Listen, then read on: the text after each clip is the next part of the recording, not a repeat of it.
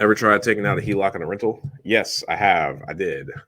So taking out a HELOC on a rental property is a really good option.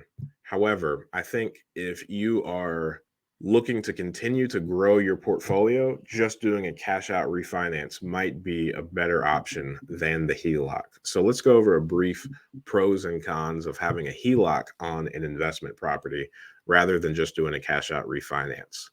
So, unlike your home equity line of credit that you would get on your house, I think it has, some like 5-year draw period and then like a 10-year payback period or something like that. I'm not too suave in those. I don't have one and I never have. So I don't really I don't really have any experience in handling those, but I do know that there's like a 5-year borrowing and then like a 10-year payback period. A home equity line of credit or a line of credit on a rental property is going to be treated a little bit different. It does not have that 5-year period and that 10-year payback period. It is just it's renewable on an annual basis. So what that means is on an annual basis, the bank has the ability to not renew it. And not renewing a line of credit, and for all intents and purposes, is the same as calling the note due. So if they say, hey, you've got a balance of $30,000 on this line of credit, and we decided we're not going to renew it, that means that you need to come up with $30,000 to pay off that line of credit at the date prescribed by the bank. So that can put you in a vulnerable position if you're not prepared for that.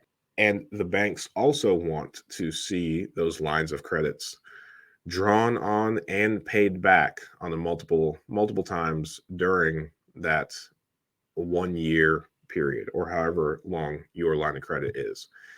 So they want you to use it just like an unsecured line of credit or maybe even a credit card. Use it for a little bit, pay it back, use it some more and pay it back.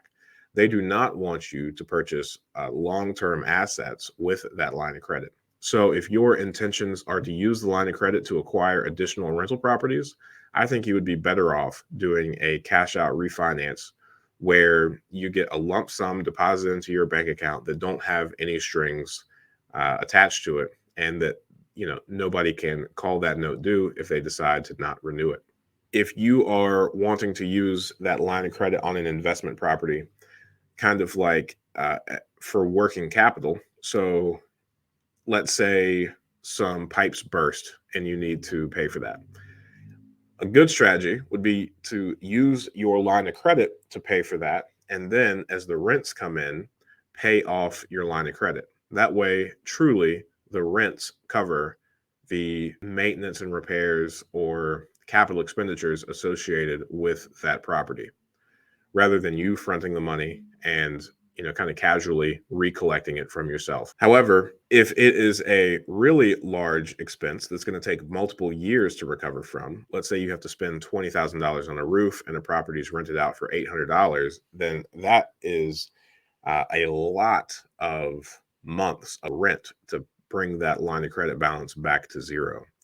So for something like that, especially one where it's going to cross that annual threshold of that line of credit, then that's probably not something that you really want to use that for. So if you get into a pinch, if you use that line of credit to pay for that roof, I would start planning on figuring out how to tap into the equity of the property that you just replaced the roof by doing a cash out refinance, or whatever property that you have that line of credit on, going ahead and doing a cash out refinance, pay off that line of credit, and keep whatever other cash that you have in equity that you're able to pull out from that property. So while lines of credits are great tools for working capital, I would not recommend trying to grow your business by utilizing lines of credits because, as Eric pointed out earlier, if the market does change, lines of credits are generally the most vulnerable.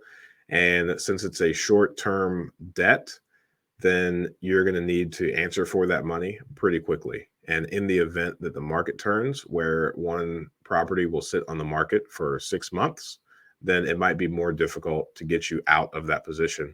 So you're going to need to come out of pocket and pay that off.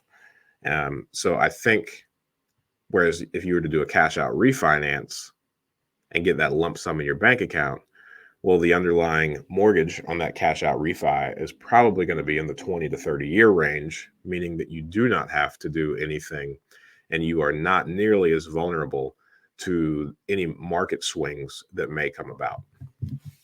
Thanks for watching that clip. I thought that was a good question. And I think you can ask good questions too. Join us every Friday morning at 8 a.m. Eastern Standard Time for a live stream Q&A where we answer plenty of questions just like this one.